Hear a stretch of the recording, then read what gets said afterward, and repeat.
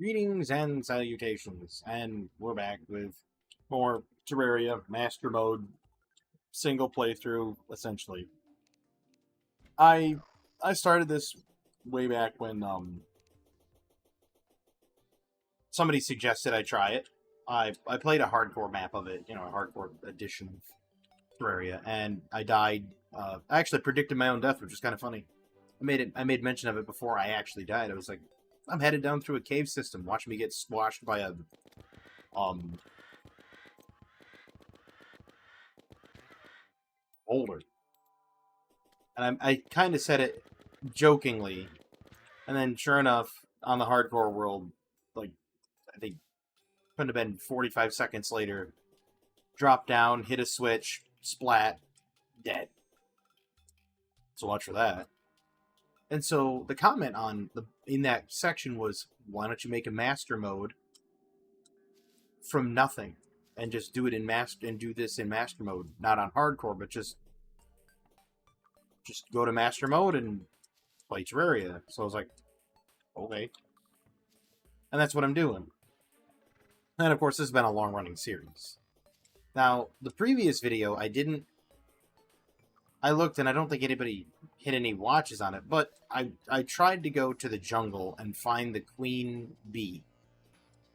And all I ended up getting was Jungle Japes, which is kind of a play on the song by the Donkey Kong Country, the original Donkey Kong Country album. It was actually called Jungle Japes. But essentially, what I'm learning is how you label your videos matters most, more than anything else. Because if the name is not appealing,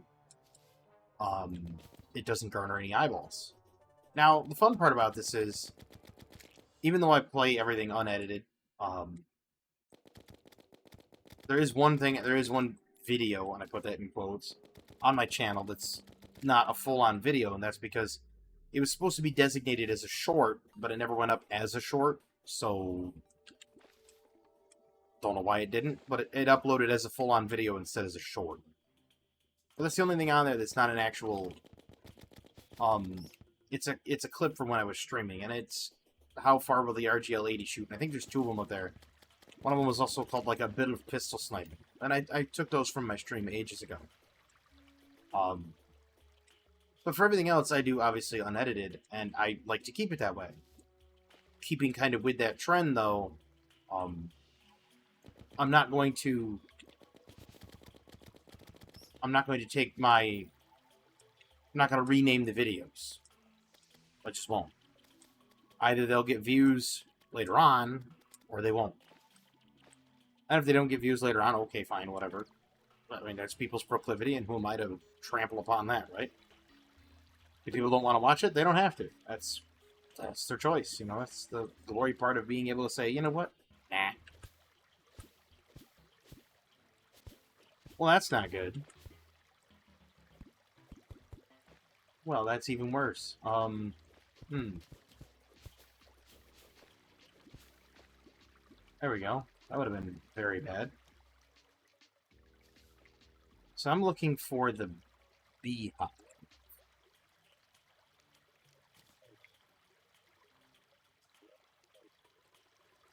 You know what? I'm going to tear these up so I don't have to keep running into them.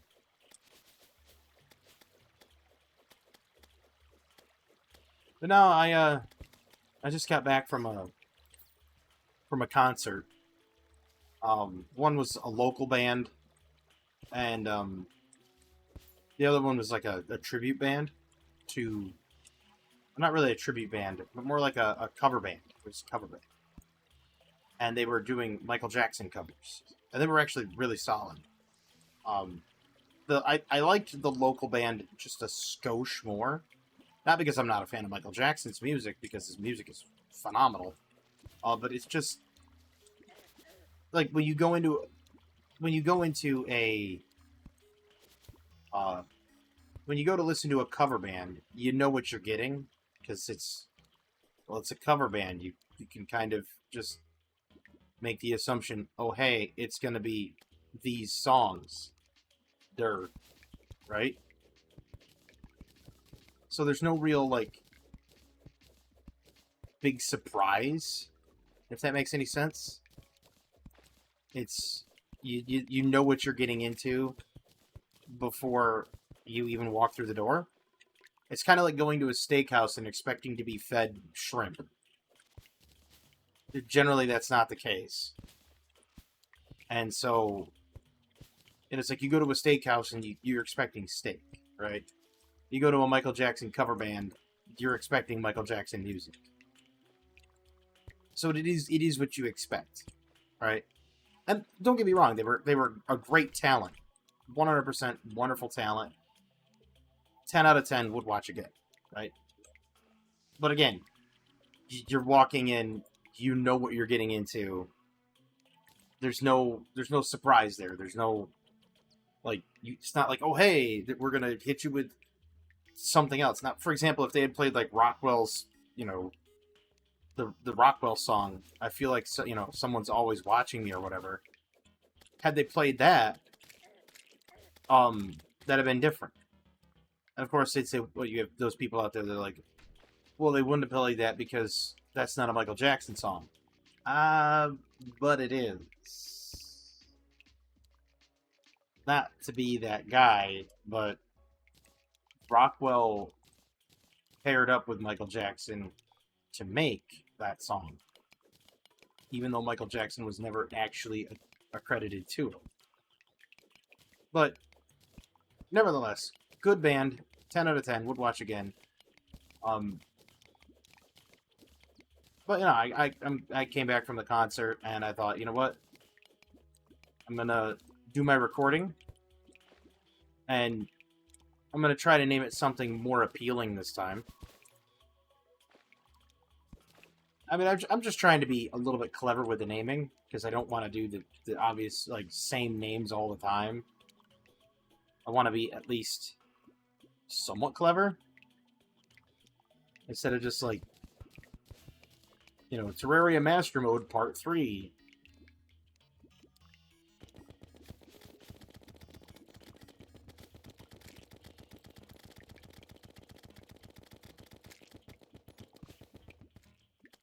So having, trying to do a clever name, sometimes it doesn't pan out, sometimes it does. It is what it is.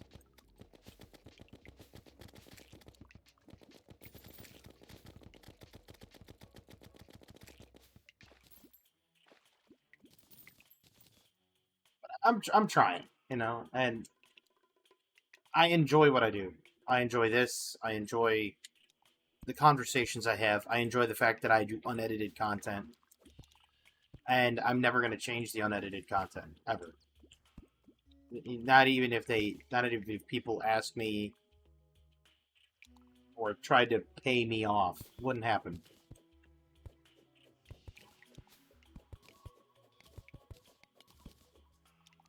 And it's the principle of it, right?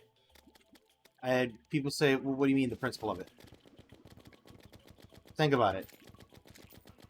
In a world where people aren't allowed to be themselves, in a world where everybody is held to a standard of you have to be a certain way in order for you to have, whatever. And they hold you to standards, right? In that world, I'm sitting there saying, if it boils down to it, I'd rather just be me and kind of just do what I need to do. Do what I want to do. You know what I mean? Don't live by other people's by the confines of what they dictate, right? No, you live for you. Essentially.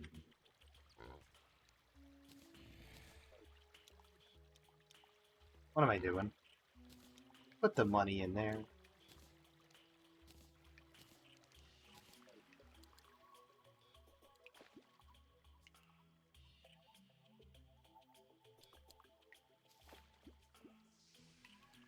And people would obviously. I mean, there's obviously going to be.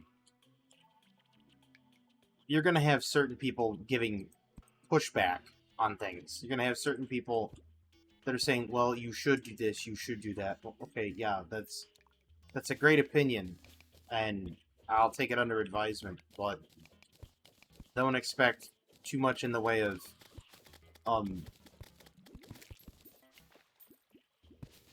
you know, me going full edited, that kind of thing. Not because I want to say something edgy, which that's never the case.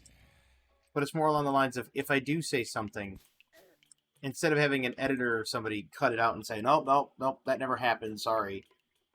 And then having all this other, contrived drama and other contrived things, it's better to just be organic and be you, right? And that's where I'm at. I'm at this point of where be yourself. Give that authenticity, you know what I mean?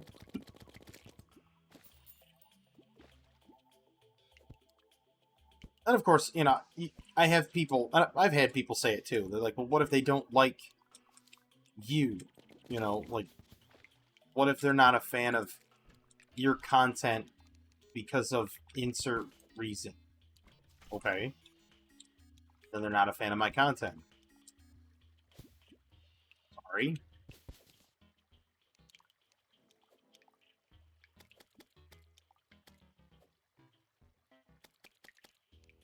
And they're like, well, isn't that going to be a problem? Nope. Not everybody's content's for everybody, right? I'm sure people have clicked on a video of somebody else and, 20, 30 seconds into the video, they're like, nah, not for me. Or like, it's like trying kale chips, right?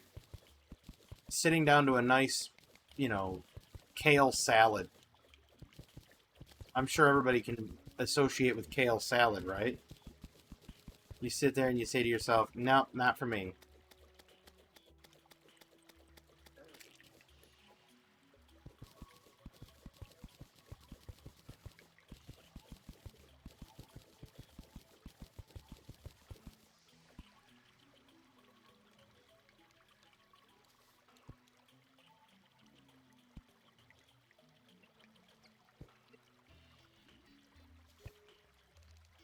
Hopefully that is not the chest cold coming back. I mean, that is not what I want right now.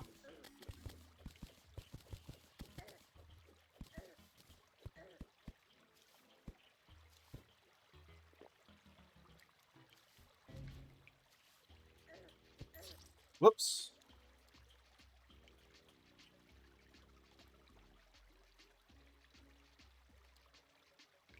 I'm still trying to find this beehive. Maybe I should go down a different. I'm gonna go down a different hole. That sounds what? I'm gonna go down a different entrance point. The fact that I have to sit there and be like, yes, let's just backtrack. Because that's a whoopsie.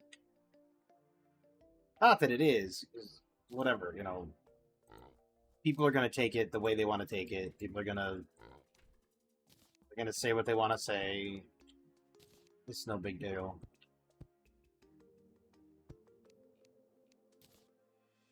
Is the way it is, right?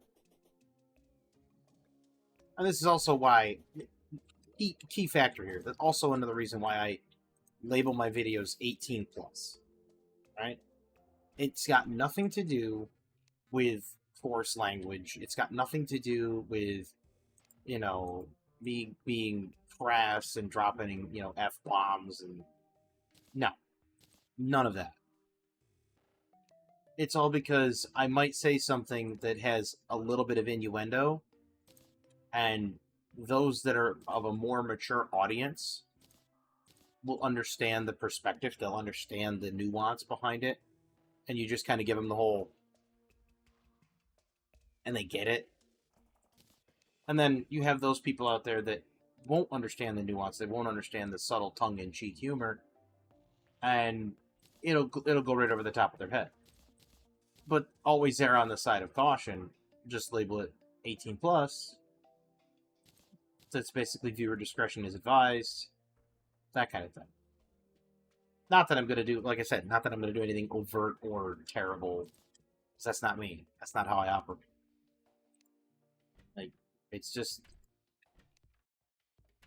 It's not a proper way to operate. Like, if you honestly think about it. Anybody can be a proper, upstanding individual in life and not have to worry about a thing. Anybody can do it. It's not hard. But it's like, if you want to make a joke, make a joke, you know? Say something as, you know, with a modicum of, like, in jest, as they say. Say something in jest.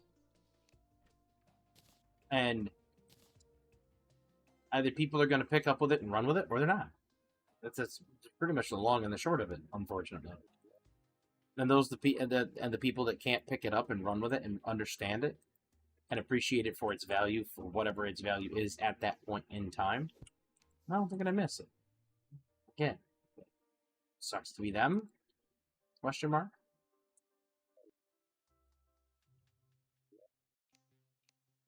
People say, well, sometimes your humor is not for everybody. Yeah. No kidding. That's life, isn't it? I mean, not everybody you talk to is going to have the same sense of humor. Not everybody you interact with is going to appreciate the same, sometimes sensible chuckle that you do. And sometimes people are just going to be outright upset with the way you've come across and the way you've presented yourself. And it's like I've told multiple people. If it boils down to it and people don't like the way you come across like the way you say something or the way you are presented or the way you're presenting yourself. I've said it before and it bears repeating. That sounds like you problem.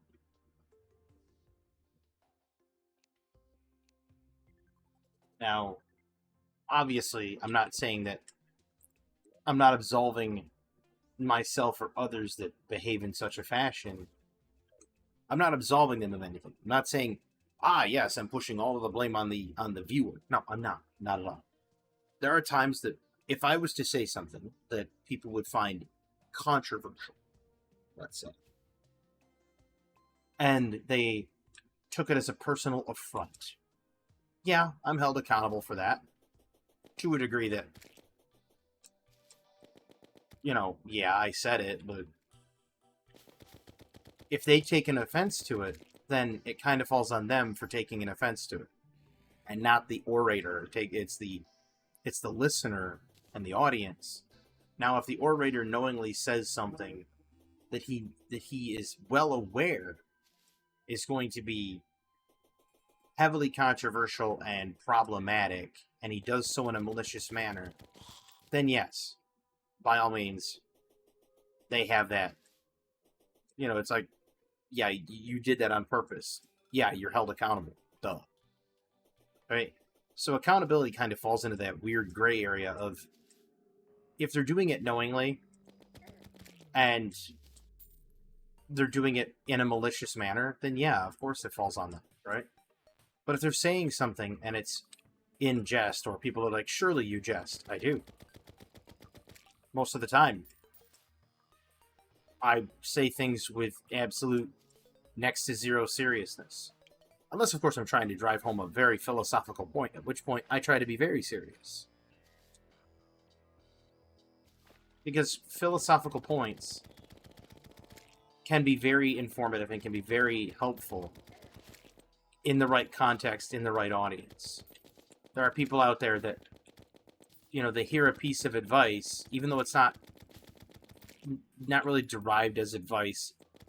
It's more along the lines of, it's a thought-provoking comment, and that thought-provoking comment allows them to open their eyes to something. Right? I had a discussion one time. Um, this is to give context to what I was saying. I had a discussion one time with um, my Marine ground infantry friend, and he had that air about him of, I'm a Marine, I've fought for your freedoms, you should essentially be very thankful and nearly worship the ground I walk on. I looked right at him and I said, who forced you to sign up for the Marines?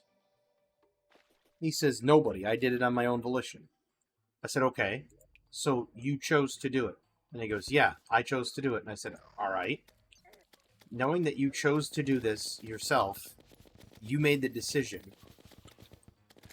I said, that makes you no different than anyone else that chose to go in to the service as a selective service. I said, you got paid for your time.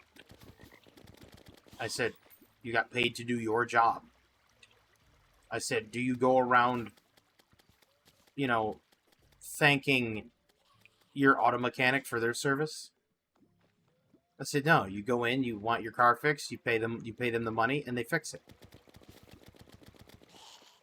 And he's like, well, that's hardly the same thing. I said, why not? I said, you're both doing a job. You're both getting paid for the job. And he's like, yeah, but I'm putting my life on the line. Well, technically so is he, to a degree.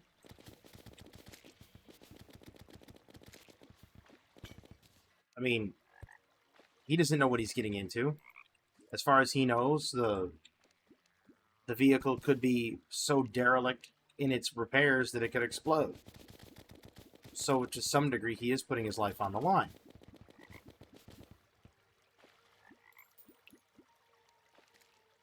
And he just kind of sat there and looked at me for a bit, and he goes, but it's way different. Okay. I said, you opted to do this. You get no more or no less respect from me than any other person that opted to do a dangerous job, like crab fisherman, one of the deadliest jobs out there. Tuna boat captain is a deadly job. Working on an oil rig, working on an offshore oil rig is a deadly job. I said, these people get the same amount of respect you do. They're doing a dangerous line of work. And he's like, okay. And I said, and that's it. That's it. And he, again, was going down the whole Marine thing. Now, this is by no means me saying that I don't like the military services. My grandfather was in the military. My grandfather was in the Army. My grandfather drove munitions truck in World War II. So, I do appreciate the armed services. But, I'm making this distinction. You have a lot of people out there who get an attitude about them and an inflated self-ego that say, yes, you should be more thankful for me because of what I've done. And it's like, you chose to do it. Vietnam veterans, most of them were drafted. They didn't have a choice. They got pulled away from their families. They got told, you're doing this whether you like it or not. I feel for those guys. Anybody that got drafted, I am sorry that you got drafted. I'm sorry you had to go through that. But if you selectively put your name on an application form and you sign it at the bottom, you know what you're getting into. You know the risks. So to me, that falls under the same purview as, like I said, captain of a boat.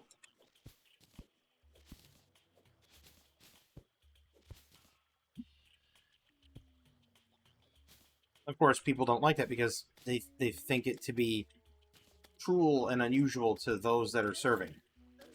Like I said, I appreciate their service, but they're getting the same amount of respect that anyone else gets that opts into the service. Right? That's it. That's all I'm saying.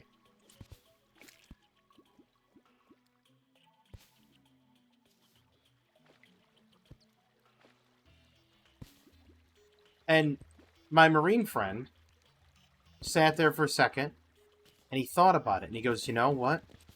You're right. He's like, you are absolutely right. He's like, no one forced me to do it. He's like, I did it all on my own. He's like, and you're right. He's like, I should not be sitting there trying to be a glory hog. And he never, and that's what I'm saying, when you sometimes say the right thing, it gives people food for thought. It was just a philosophical statement at that moment. And that philosophical statement was what really changed his perspective on how he had behaved.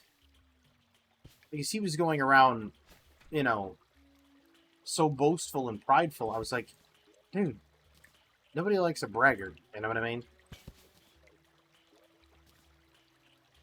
And you can't just say that to him, because then he's just like, well, I'm not bragging, I'm doing this. Okay, yeah, but you're still technically bragging. And so I tried to reason with him and get him to see that, you know, he chose to do it. I mean, I even did tell him, I said, anything that happened to you in the service was, I said, is all on you.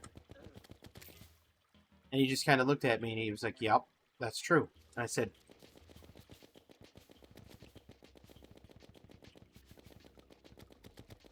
don't get me wrong. I said, I totally appreciate the fact that you decided to do it. It meant a lot to you, and I appreciate that you did it. I said, it takes a special type of person to do that. It does. I mean, we had a long, substantive talk about it. We sat there talking for probably 30 minutes about that subject, back and forth. And that just showed that, given the right context, with a level of philosophy, that you can really say something to someone and change their perspective, even if it's not meant to be advice per se. You can get them to a degree, almost see it from a different perspective.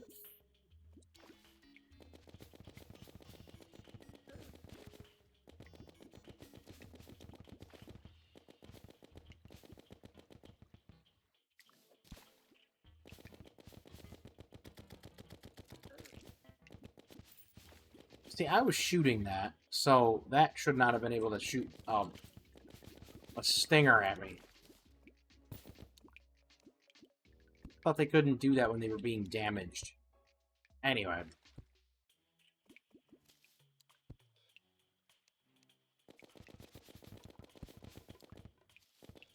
Generally, I only get philosophical in my Diablo videos.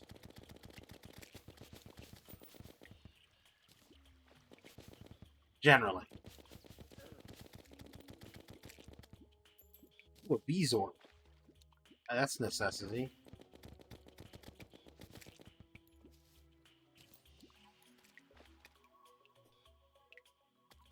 Ooh, that's the bee. That's the honeycomb.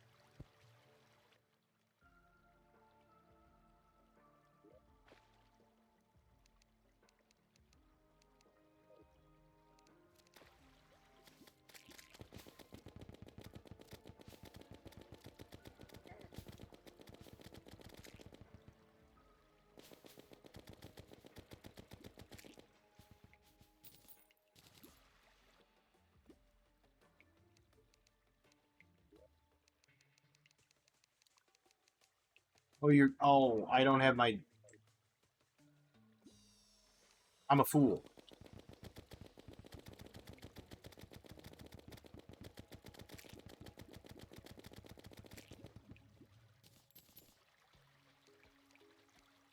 I need more torches. I didn't have any wood on me.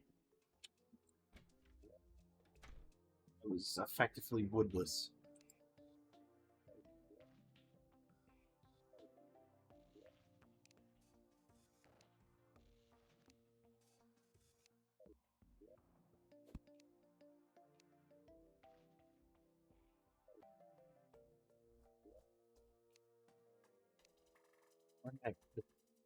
I know I put it somewhere.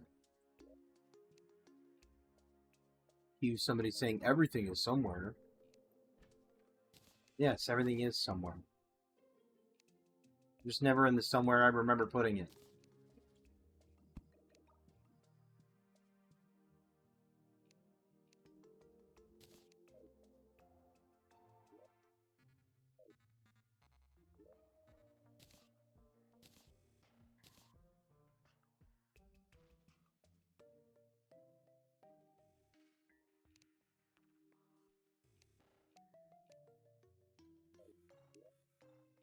It's got to be in one of these.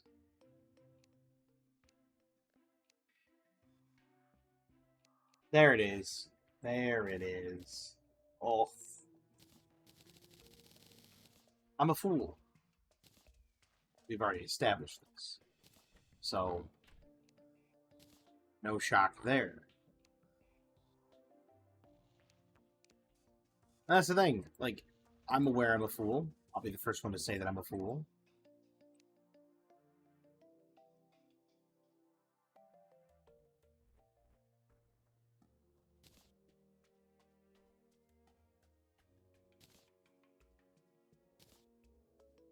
That's a neat trick.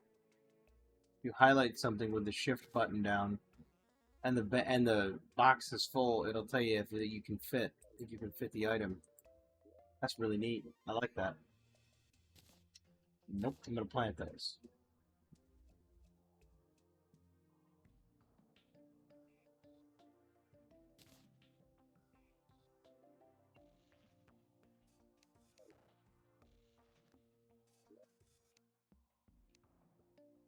This has been going on 30 minutes. Huh? Now I'm sure that I'm gonna have a whole bunch of people saying in the comments things like, "You don't know how tough it is to be a military individual." Personally, no, I don't. But if somebody's gonna come up to me and try to beat on their own chest with pride and say, "Oh, I'm better than everyone else because of this," no, no, that's perceived greatness.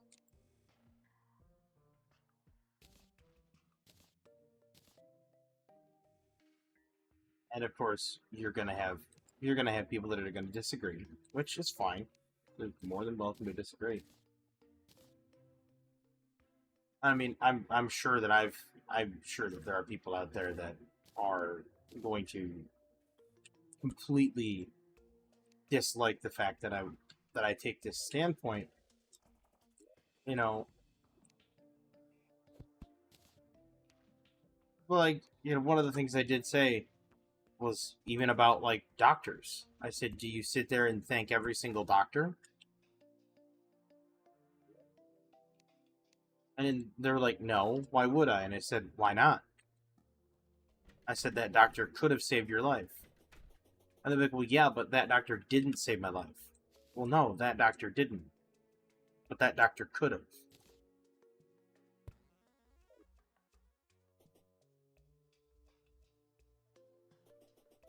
And they don't understand that. They don't understand that, like, nuance, I guess. Even though that doctor didn't save your life, they could have. You should be thanking them because, well, the possibility was there.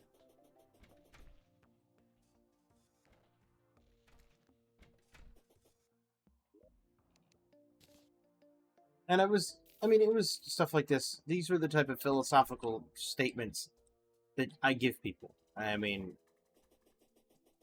it wasn't limited to just me either. Like, of course, people have said before, "Well, you wouldn't have made it in the military." I said, "No, I probably wouldn't have. I had asthma. There's no way I would have made it past basic, right?"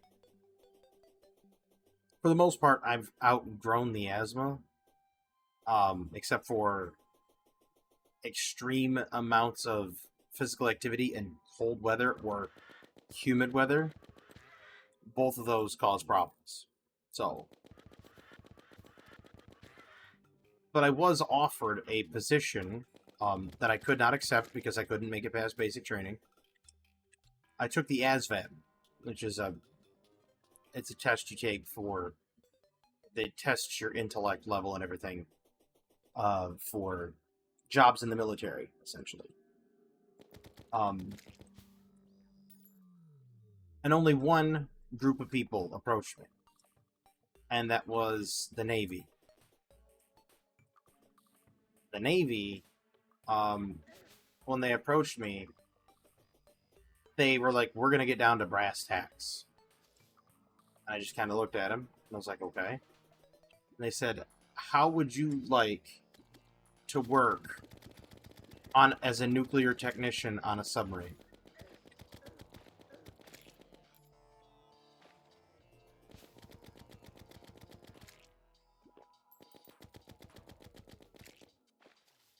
I said, "Well, that all depends." And they said, "Depends on what?" And I said, "How much of do I have to survive basic training?" And they said, "Well, yeah."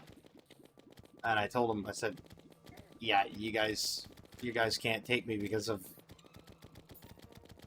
my asthma." And they're like, you could see the visible,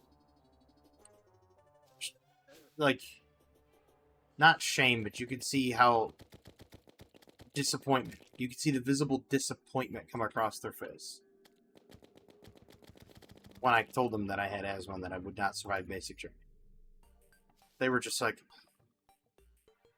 because they really wanted me as a nuke tech.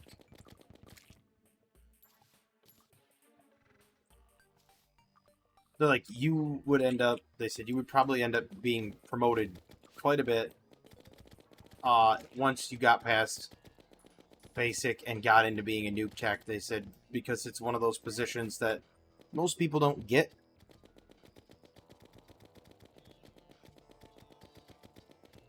Obviously, they want to make it sound good and glamorous, too, because, well, they try to butter people up.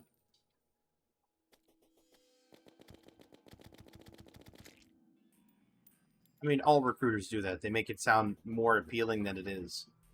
However, like, I understood why they wanted me, because, like, they were saying that my ASVAB scores were phenomenal. And I was not approached by anybody else. Was not approached by the Army, the Air Force, or the Marines. And I'm like, So, it is what it is. But it was weird to see, like, a Navy recruiter or any sort of military individual take that much interest in me. And had I not had asthma, I probably would have jumped at the chance, to be honest with you. Solely because I was that oddball geeky kid, that most people didn't really want to associate with. You know the type, right? You see him in school and you look at him and you're like, "Yeah, don't talk to him. He's weird." And they're the weird kid. And so you don't want to really.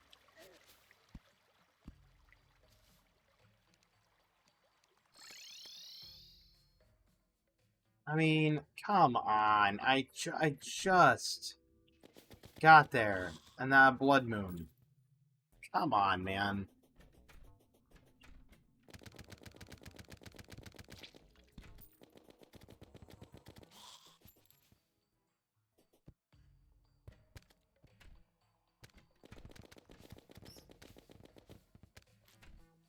Well, at least I know my jungle biome's up.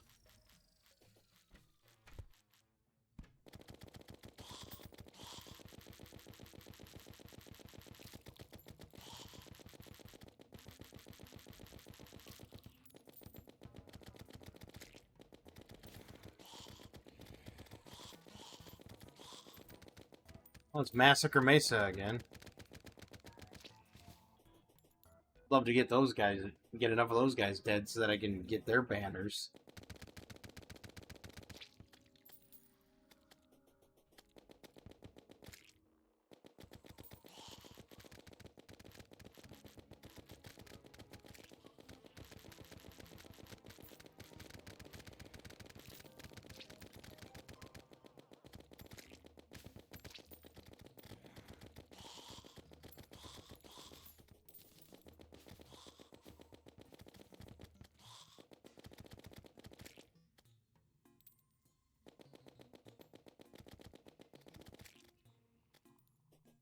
Like anti-aircraft fire.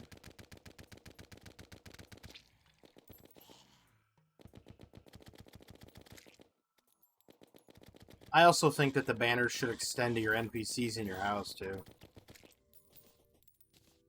If you have a house and it has banners up, I think your NPCs should also get the bonus. The bonus damage and defense.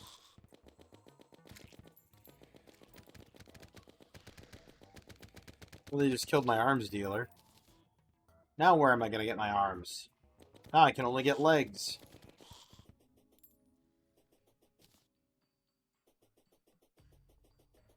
My jungle biome's good.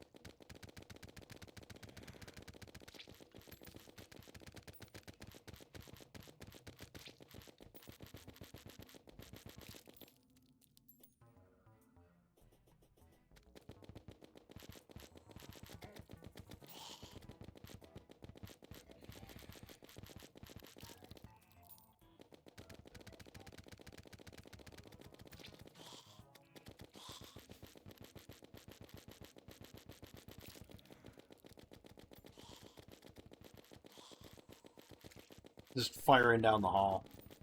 That's great.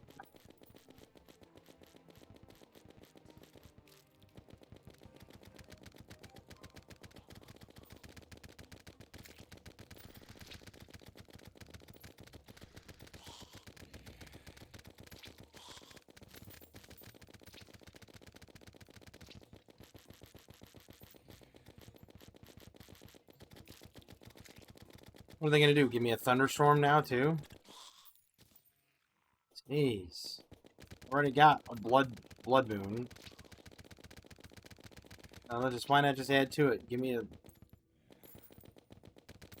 Just throw everything at me. Make it a thunderstorm. And then the next day make slime fall from the sky. How about that? So that I can have, you know, another Slime King.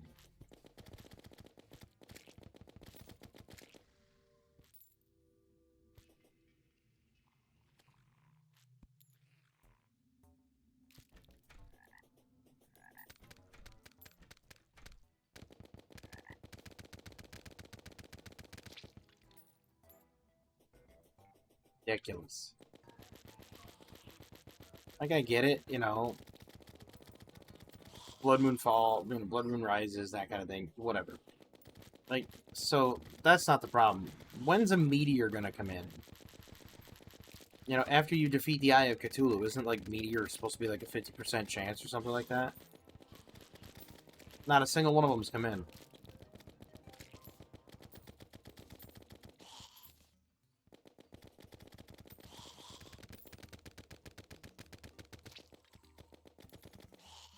And raincoat zombies are different than regular zombies.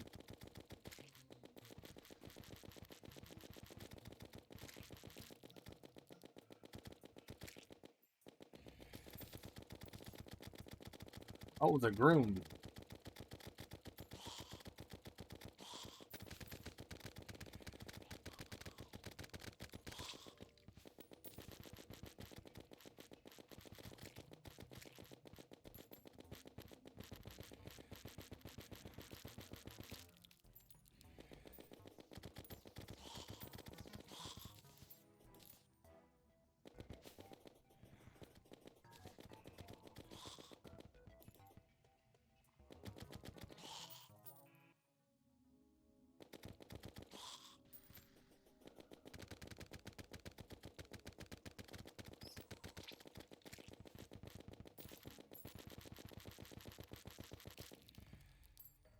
This is just craziness.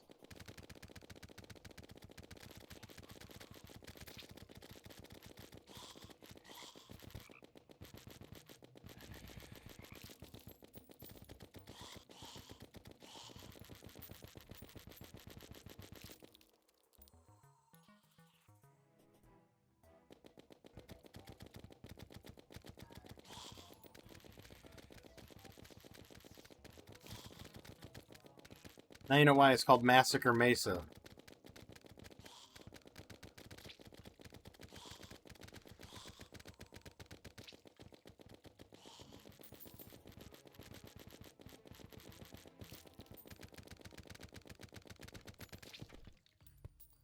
Ooh, that helps. That helps a lot.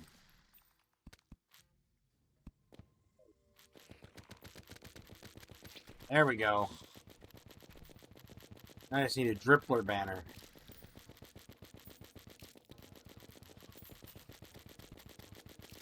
Ooh, Sharktooth necklace.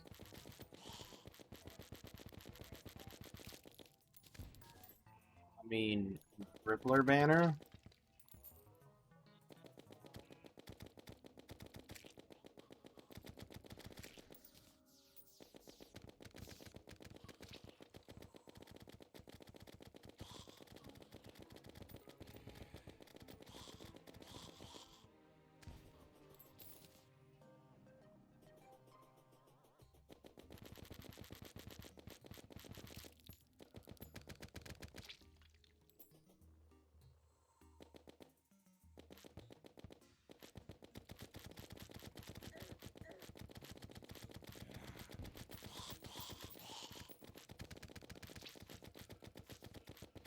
Raincoat zombie banner would be bad. Wouldn't be bad either.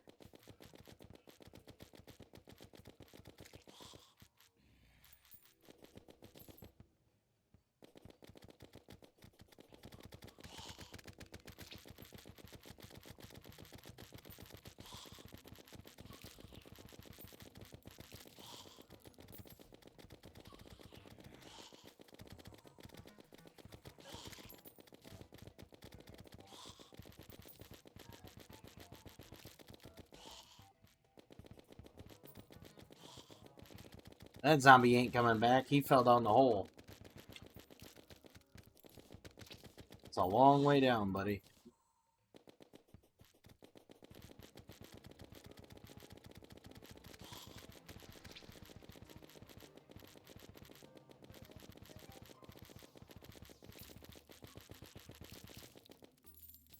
There we go. Drippler banner.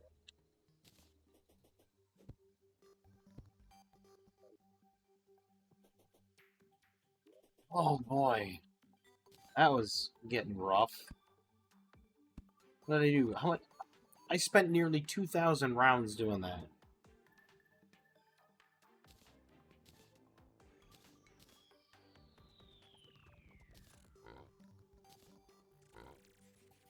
I'm gonna put a money trough in the money trough.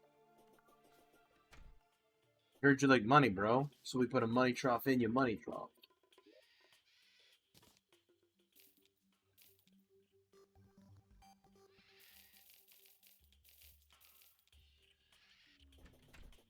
Look at that squawk noise. Is that a bird over there? It is. Blue macaw. It's safe to say it blew my mind.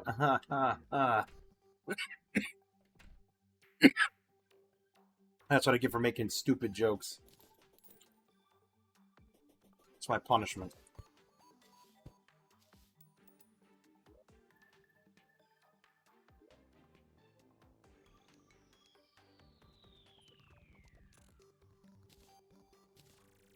I'm sure I'm gonna need all these shackles eventually.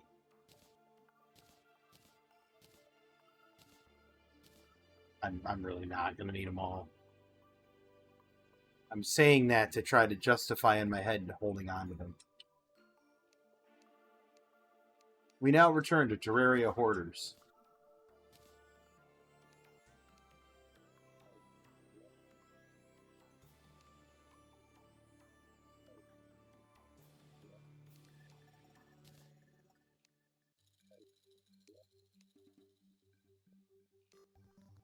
Sitting there thinking to myself, how did I let it get so bad? Because it never starts out that way. Actually, wait a minute. Wait a minute. Wait a minute. We gotta wear the mysterious cape and the top hat. I have to do it. Dr. Jekyll and Mr. Hyde. Ha ha. Ha ha.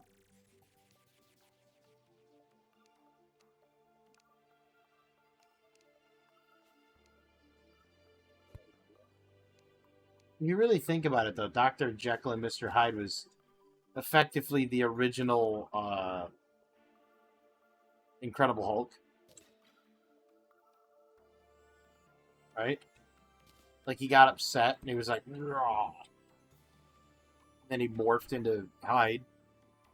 Yeah, obviously it was from a potion, but it was like the OG Incredible Hulk. Right? Well, at least I found the beehive. The next one, if I don't get interrupted by another blood moon, I'll go after her. But I'm going to leave this video here. Now, I hope that people can take away...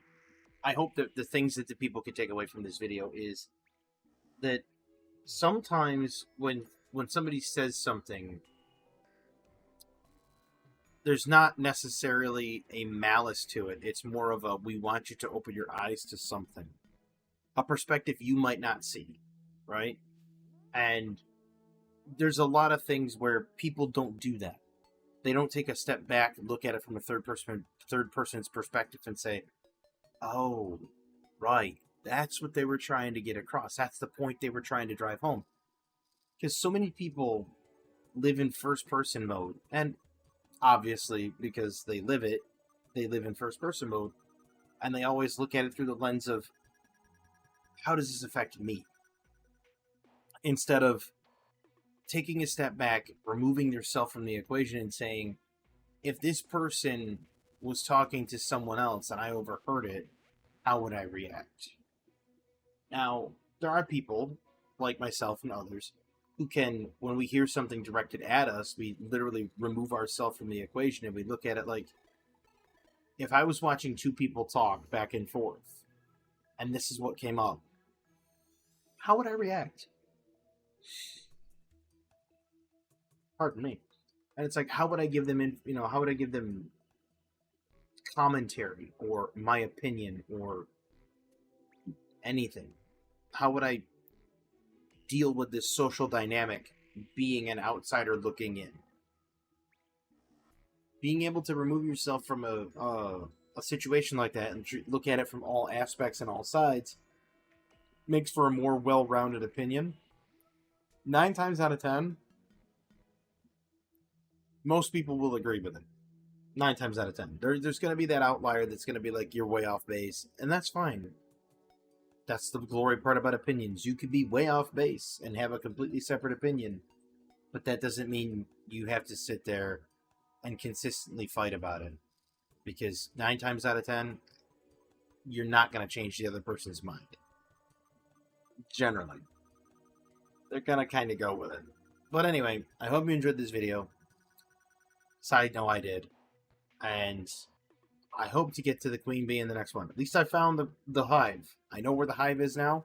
And I just need torches and not to be interrupted by a blood moon. And then I'll be able to take her on. And maybe if I defeat her, I can farm her over there on my biome that I built. But we'll see. But anyway, I hope everybody has a fantastic evening, a wonderful tomorrow. And as always, have a good one.